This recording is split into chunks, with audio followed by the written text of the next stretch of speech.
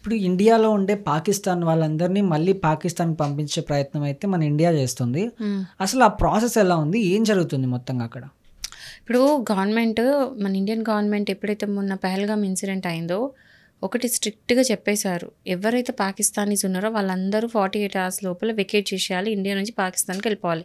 అంటే పాకిస్తాన్‌కి వెళ్ళాలని కాదు. బట్ ఇండియాని వెకేట్ చేయాలని చెప్పేసి చెప్పింది. సో 48 అవర్స్ టైం ఇచ్చింది. అవన్నీ చేసిన తర్వాత ఎవరైతే అయినా అంత ఆర్డర్స్ ఇచ్చిన తర్వాత వెళ్ళని వాళ్ళు ఉంటారు కదా! ఎందుకు వెళ్తారు? వెళ్ళరు కదా! కొంతమంది ఇక్కడ స్టిక్ ఆన్ ఉంటారు. ఫేక్ ఐడీస్ పెట్టుకొని ఉన్న వాళ్ళని అందరినీ కూడా ఎంక్వైరీ చేసి పోలీస్ వాళ్ళు బయటకు తీసి మన హైదరాబాద్ నుంచి వందల మంది ఉన్నారంట.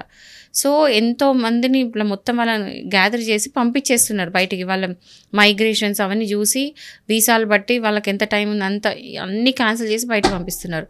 సో రీసెంట్‌గా ఒక సుప్రీంకోర్టులో కేసు కూడా ఫైల్ అయింది. ఎక్కడ అంటే ఒక ఫ్యామిలీ వాళ్ళు పాకిస్తానీస్ అయ్యి ఉన్నా కూడా పాకిస్తానీ అని ఐడి ఇప్పుడు వాళ్ళు చెప్పేది ఏంటంటే వాళ్ళు పాకిస్తానీస్ అని. వాళ్ళకి పాకిస్తాన్ ఐడీస్ ఉన్నాయి. ప్లస్ ఇక్కడ ఏంటంటే ఇండియన్ ఐడీస్ ఉన్నాయి. అంటే ఆధార్ కార్డు, పాన్ కార్డ్స్ అన్ని ఇండియా ఉన్నాయి. కానీ వాళ్ళు మనుషులు పాకిస్తానీ వాళ్ళు. సో అది ఒక ఫ్యామిలీ మొత్తం కేసు ఫైల్ చేస్తే ఏంటంటే సుప్రీంకోర్టు దాని మీద హోల్డ్ పెట్టింది. ఎట్లా అంటే ఇది వీళ్ళు ఇండియానా లేదా పాకిస్తానా తేల్చేదాకా వాళ్ళు ఇక్కడ ఉండొచ్చు అని చెప్పేసి స్టే ఇచ్చింది. సో అట్లా కాకుండా ఎవరైతే ఇంకా మిగతా వాళ్ళందరూ ఉన్నారో వాళ్ళందరినీ మాత్రం ఇమ్మీడియట్‌గా బయటికి పంపిస్తుంది. బట్ ఇక్కడ మనం కామెడీ ఏంటంటే మనం ఇక్కడ పంపించేస్తున్నాం కదా!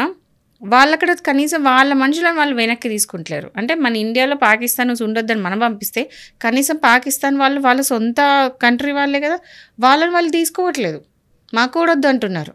ఎట్లుందంటే సో 1998లో కార్గిల్ వార్ అయినప్పుడు కూడా వాళ్ళ సోల్జర్స్ ఎవరైతే ఉంటారో అంటే వాళ్ళు దెబ్బతిన్న వాళ్ళు అంటే సగం సగం దెబ్బలు తిన్న వాళ్ళు లేతే మొత్తం వార్ అయిపోయిన తర్వాత మీ వల్ల వార్ ఓడిపోయినామని చెప్పేసి వాళ్ళ సోల్జర్స్ అంటే వాళ్ళ ఓన్ సోల్జర్స్‌ని వాళ్ళు వెనక్కి తీసుకోలేదు. అన్ని సంవత్సరాలు ట్రైనింగ్ ఇచ్చిన ఆర్మీని మనం ఎంత రెస్పెక్ట్ చేస్తాం ఇండియాలో? అలాంటిది వాళ్ళ సొంత ఆర్మీ కూడా రెస్పెక్ట్ చేయకుండా వాళ్ళని వెనక్కి తీసుకోకుండా వదిలేసినారు. ఇప్పుడు అంతే వాళ్ళ వాళ్ళ ఖుద్కా మనుషులని వాళ్ళ ఓన్ పాకిస్తాన్ వాళ్ళని వాపస్ తీసుకుంటలేరు. ఇట్లాంటి మెంటాలిటీ ఉన్నోళ్ళు ఒక్కొక్కరు.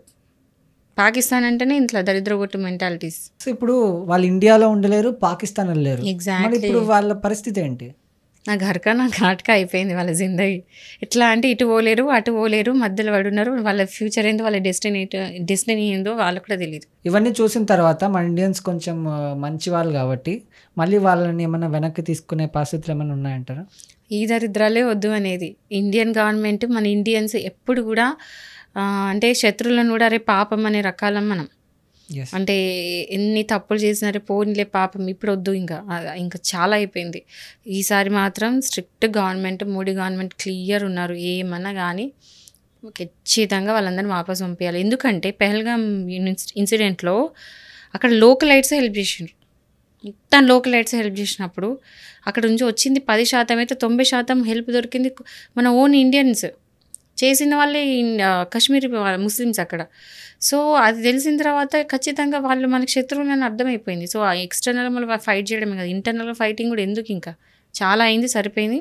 వాళ్ళందరికీ ఏం కనికరం చూపించకుండా పంపించడమే కరెక్ట్. గవర్నమెంట్ కూడా చాలా స్ట్రిక్ట్గా ఉంది ఇంకా పంపించేద్దామని చెప్పేసి. ఇండియా నుంచి ఎవరైతే పాకిస్తాన్ మైగ్రేట్ అవుతున్నారో అక్కడ అత్తారి వాగా బార్డర్ అని ఒకటి ఉంటుంది. సో ఆ బార్డర్ దగ్గర మొత్తం పీపుల్ అక్కడ ఆగిపోయి అంటే అక్కడ పాకిస్తాన్ వాళ్ళు అక్కడ అంతా ఆగిపోయి ఇటు పోలేక మొత్తం ఆగిపోయి ఉన్నారంట. అక్కడ నుంచి కొన్ని వీడియోస్ అనేది బయటకు వస్తున్నాయి.